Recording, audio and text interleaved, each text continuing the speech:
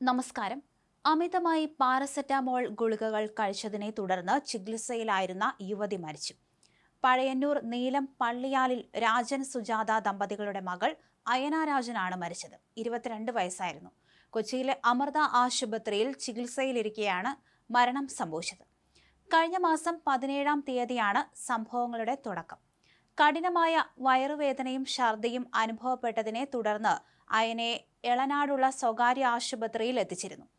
ഇവിടെ വെച്ച് നടത്തിയ പരിശോധനയ്ക്കിടയിലാണ് താൻ അമിതമായി പാരസെറ്റാമോൾ ഗുളികകൾ കഴിച്ച വിവരം അയന ഡോക്ടർമാരോട് പറഞ്ഞത്. ആരോഗ്യനില വഷളായതിനെ തുടർന്ന് യുവതിയെ ആദ്യം തൃശൂരിലെ സ്വകാര്യ ആശുപത്രിയിലേക്കും പിന്നീട് കരളിന്റെ പ്രവർത്തനം ഗുരുതരമായി ബാധിച്ചതോടെ കൊച്ചിയിലെ അമൃത ആശുപത്രിയിലേക്കും മാറ്റി. വിദഗ്ധ ചികിത്സ നൽകി വരികയായിരുന്നുവെങ്കിലും കഴിഞ്ഞ ദിവസം രാത്രിയോടെ മരണം സംഭവിക്കുകയായിരുന്നു. സംഭവത്തിൽ കേസെടുത്ത് പോലീസ് അന്വേഷണം ആരംഭിച്ചിട്ടുണ്ട്. ചെറിയൊരു അശ്രദ്ധയോ അല്ലെങ്കിൽ പെട്ടെന്നുണ്ടായ വിഷമതകളോ എന്തു തന്നെയായാലും ഒരു ജീവിതമാണ് ഇവിടെ പൊലിഞ്ഞുപോയത്. പ്രിയപ്പെട്ടവരുടെ കണ്ണീർ കടലായി അയനയുടെ വിയോഗം മാറുകയാണ്.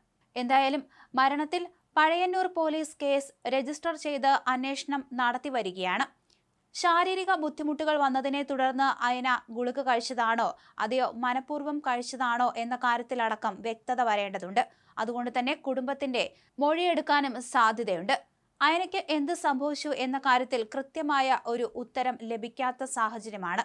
ആശുപത്രിയിൽ എത്തിച്ചപ്പോഴാണ് താൻ ഗുളികകൾ ഒരുപാട് കഴിച്ചതായി അയന പറഞ്ഞത്. എന്താണ് ഇതിന് പിന്നിലുണ്ടായ സാഹചര്യം എന്നത് സംബന്ധിച്ചാണ് ഇനി പോലീസിന് അന്വേഷിക്കേണ്ടത്. അതേസമയം തന്നെ പ്രത്യേകിച്ച് ബുദ്ധിമുട്ടുകൾ ഒന്നും തന്നെ ഇല്ലായിരുന്നുവെന്ന് അയനയുടെ വീട്ടുകാരും പറഞ്ഞിട്ടുണ്ട്. അതുകൊണ്ട് തന്നെ ഇത് മനഃപൂർവ്വം കഴിച്ചതാണോ എന്ന കാര്യത്തിലാണ് ഇനി വ്യക്തത വരേണ്ടത്.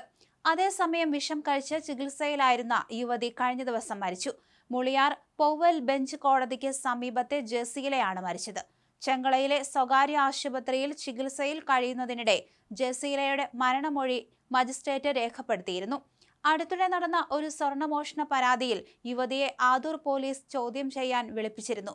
പരാതിയിൽ പറയുന്നത് പോലെ സ്വർണം നഷ്ടപ്പെട്ട സംഭവത്തിൽ ജസീലയ്ക്ക് എന്തെങ്കിലും ബന്ധമുണ്ടെന്ന് കണ്ടെത്താൻ പോലീസിന് സാധിച്ചിരുന്നില്ല.